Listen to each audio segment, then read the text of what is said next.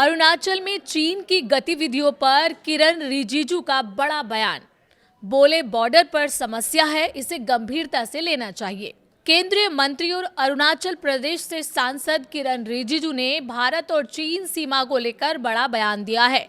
उन्होंने कहा है कि अरुणाचल प्रदेश में भारत चीन बॉर्डर पर कुछ समस्याएं हैं, इसलिए वहां रहने वाले लोगों की चिंताओं को गंभीरता से लेना चाहिए।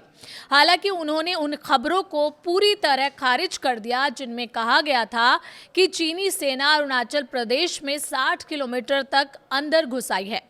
रिजिजू ने कहा कि ऐसी बातें बिना पुष्टि के नहीं करनी चाहिए, क्योंकि इससे सेना का मनोबल प्रभावित हो सकता है। बॉर्डर पर समस्या है, लेकिन तस्वीर को सही तरीके से समझना जरूरी है। एक न्यूज एजेंसी से बातचीत में किरण रिजिजू ने कहा कि भारत और चीन के बीच अरुणाचल प्रदेश में बेहद लंबी सीमा है, लेकिन कई जगहों पर आज भी सीमा पर जमीन का स्पष्ट निर्धारण नहीं हुआ है। वहां ना तो हर जगह सीमा स्तंभ है और न ही पूरी सीमा को जमीन पर स्पष्ट रूप से चिन्हित किया गया है। उन्होंने कहा कि ये कोई नई समस्या नहीं है। जब तिब्बत अलग इकाई था, तब भी भारत और तिब्बत के बीच पूरी सीमा का स्पष्ट परिसीमन नहीं हुआ था। रिजिजू ने कहा कि अरुणाचल प्रदेश के सीमावर्ती गांवों के लोगों ने जो चिंताएं जताई हैं, वो इसलिए हैं क्योंकि कई जगहों पर सीमा पूरी तरह तय नहीं है। 60 किलोमीटर घुसपैठ की खबरों को बताया गलत। रिजिजू ने साफ कहा कि चीन के 60 किलोमीटर अंदर आने जैसी बातें सही नहीं है। उन्होंने कहा कि ऐसी खबरें तथ्यों के आधार पर ही सामने आनी चाहिए। क्यों होता रहता है सीमा पर तनाव, ये भी बड़ा सवाल है। रिजिजू ने बताया कि अरुणाचल प्रदेश का सीमावर्ती इलाका बेहद ऊंचा और कठिन भूभाग वाला है। गांव ज्यादातर घाटियों में बसे हैं, जबकि ऊंचे इलाकों में लोग पहले पारंपरिक रूप से अपने पशु चराने, शिकार करने या व्यापार के लिए जाया करते थे। उन्होंने कहा कि सीमा का स्पष्ट निर्धारण नहीं होने की वजह से दोनों देशों की अपनी अपनी अलग धारणा है, इसलिए समय समय पर तनाव की स्थिति बन जाती है। चीन ने पहले विकसित किया सीमा क्षेत्र। रिजिजू ने कहा कि चीन ने कई साल पहले सीमा के पास सड़कें, हाईवे और अन्य इंफ्रास्ट्रक्चर बनाना शुरू कर दिया था। उनके मुताबिक पहले भारत की नीति अलग थी। उस समय की सरकार ने सीमा के पास सड़क और अन्य निर्माण कार्य समिति रखने का फैसला किया था। बाद में भारत ने भी सीमावर्ती इलाकों में तेजी से सड़क और अन्य सुविधाओं का विकास शुरू किया। कुछ ऊंचे इलाकों में चीन की गतिविधियां बढ़ी है। रिजिजू ने कहा कि जहां सीमा स्पष्ट नहीं है, वहां दोनों देशों की सीमाओं को लेकर अलग अलग दावे हैं। उन्होंने बताया कि कुछ ऊंचे इलाकों में चीन ने पहले इंफ्रास्ट्रक्चर बनाया, अब भारत भी अपने सीमावर्ती क्षेत्र में सड़क और अन्य सुविधाओं का विकास कर रहा है। उन्होंने ये भी कहा कि ऐसा नहीं है कि चीन ने भारतीय गांवों पर कब्जा कर लिया हो, लेकिन जिन इलाकों का स्पष्ट सीमांकन नहीं हुआ है, वहां दोनों देशों की अलग अलग धारणा होने की वजह से स्थिति जटिल बन रही है। लोंगगंजू इलाके का भी उन्होंने जिक्र किया। रिजिजू ने कहा कि लोंगगंजू इलाके में आगे जहां एक नदी मिलती है, वहां चीनी सेना के कुछ ढांचे और भवन मौजूद हैं। उनके अनुसार उस क्षेत्र पर 1959 में चीन ने नियंत्रण किया था, जिसमें असम राइफल के कुछ जवान शहीद हुए थे। उन्होंने बताया कि वर्तमान में भारत की अपनी सीमा चौकी मौजूद है, लेकिन 1962 के बाद से कुछ ऊंचे इलाकों में आवाजाही बंद है।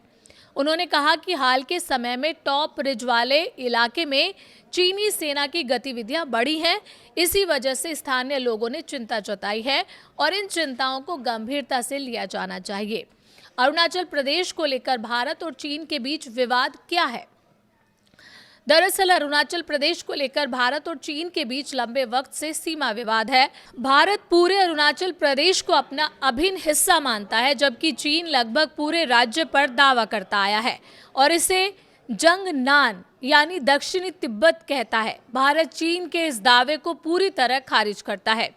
अरुणाचल प्रदेश में भारत चीन सीमा करीब 1126 किलोमीटर लंबी है। ये सीमा तवांग से शुरू होकर म्यांमार की सीमा तक जाती है, जबकि दोनों देशों के बीच पूरी सीमा लगभग 3488 किलोमीटर लंबी मानी जाती है। मैकमोहन लाइन से शुरू हुआ था विवाद। भारत चीन सीमा विवाद की जड़ 1914 की मैकमोहन लाइन मानी जाती है। 1914 में शिमला सम्मेलन के दौरान ब्रिटिश सरकार और तिब्बत के बीच सीमा तय की गई थी, जिसे मैकमोहन लाइन कहा जाता है। भारत इसी रेखा को अरुणाचल प्रदेश की अंतर्राष्ट्रीय सीमा मानता है और चीन इस सीमा को स्वीकार नहीं करता। उसका कहना है कि उस समय तिब्बत को स्वतंत्र रूप से ऐसा समझौता करने का अधिकार नहीं था, इसलिए मैकमोहन लाइन को मान्यता नहीं देता है। इसके बाद 1950 और 51 के दौरान चीन ने तिब्बत पर अपना नियंत्रण स्थापित कर लिया। मैकमोहन लाइन और एलएसी में क्या अंतर है? एलएसी यानी लाइन ऑफ एक्चुअल कंट्रोल वो वास्तविक नियंत्रण रेखा है जहां तक दोनों देशों की सेनाओं का जमीन पर नियंत्रण है। भारत और चीन के बीच अभी तक पूरी सीमा का अंतिम और दोनों पक्षों द्वारा स्वीकार किया गया सीमांकन नहीं हुआ है और यही वजह है कि कई जगह दोनों देशों की एलएसी को लेकर अलग अलग धारणा है। इसी वजह से कई बार गश्त के दौरान दोनों देशों की सेनाएं आमने सामने आ जाती हैं और तनाव की स्थिति बन जाती है। ताकसिंग क्षेत्र को लेकर भी विवाद है। अरुणाचल प्रदेश के अपर सुबनसिरी जिले का ताकसिंग इलाका एलएसी के बेहद करीब स्थित है। द अरुणाचल टाइम की एक रिपोर्ट के अनुसार जून 2026 के आखिर में स्थानीय संगठन नहा वेलफेयर सोसाइटी यानी एनडब्ल्यूएस ने दावा किया कि चीन की पीएलए इस क्षेत्र के आसपास अपनी गतिविधियां बढ़ा रही है। संगठन का कहना था कि सीमा के पास सड़कें, पुल और अन्य सैन्य ढांचे बनाए गए हैं। संगठन ने यह भी कहा कि जिन इलाकों में पहले स्थानीय लोग शिकार, पशु चराने और जंगल से संसाधन जुटाने जाते थे, वहां अब उनकी पहुंच सीमित हो गई है। पीपीए ने भी उठाए थे सवाल। क्षेत्रीय पीपल पार्टी ऑफ अरुणाचल की फैक्ट फाइंडिंग टीम ने भी दावा किया था कि कुछ सीमावर्ती इलाकों में स्थानीय लोगों की आवाजाही प्रभावित हो रही है। इन दावों पर चीन के सरकारी अखबार ग्लोबल टाइम ने प्रतिक्रिया देते हुए कहा था कि ऐसे दावों को बढ़ा चढ़ाकर पेश करने से दोनों देशों के संबंध प्रभावित हो सकते हैं। स्थानीय संगठनों के क्या दावे हैं? द अरुणाचल टाइम के अनुसार नहा वेलफेयर सोसाइटी का कहना है कि पिछले 10 से 15 वर्षों में ताकसिंग क्षेत्र के आसपास पीएलए की गतिविधियां काफी बढ़ी हैं। संगठन ने दावा किया कि ओयिंग, पानियार, मारपान, पेट्रोंग और टिंगटिंगडांग जैसे इलाकों में चीनी सैन्य मौजूदगी बढ़ी है। संगठन का ये भी कहना है कि इनमें से कुछ क्षेत्रों में 2020 से पहले भारतीय पक्ष की पहुंच थी।